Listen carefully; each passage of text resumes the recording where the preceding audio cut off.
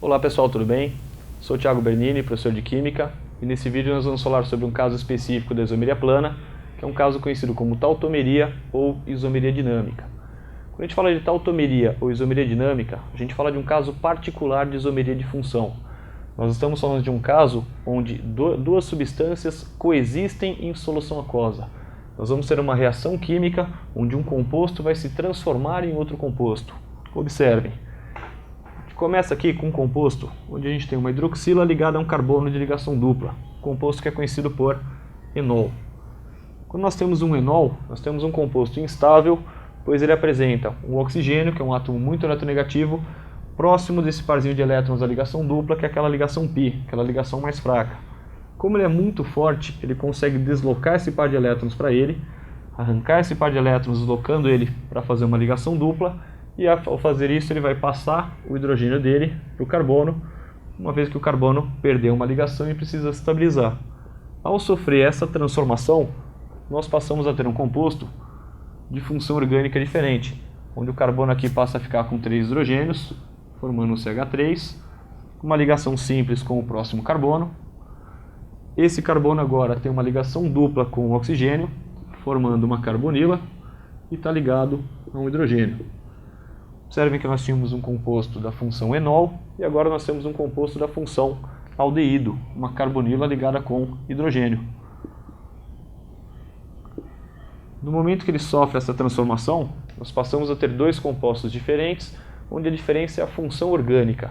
A diferença dessa isomeria para a isomeria de função é que na isomeria de função um composto não se transforma no outro. E nesse caso, o caminho inverso também acontece. Nós temos aqui um equilíbrio, onde a ligação dupla também poderia voltar aqui entre os carbonos e o hidrogênio para o oxigênio.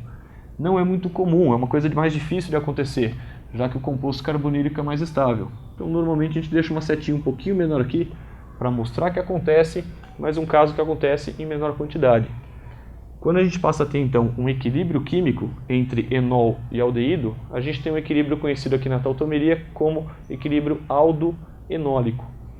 Esse mesmo enol, se tiver uma cadeia um pouquinho maior, observem o caso aqui de baixo, coloquei um carbono a mais na cadeia. Eu passei até essa hidroxila agora aqui no meio da cadeia, ainda ligada a um carbono de ligação dupla, ou seja, da função enol.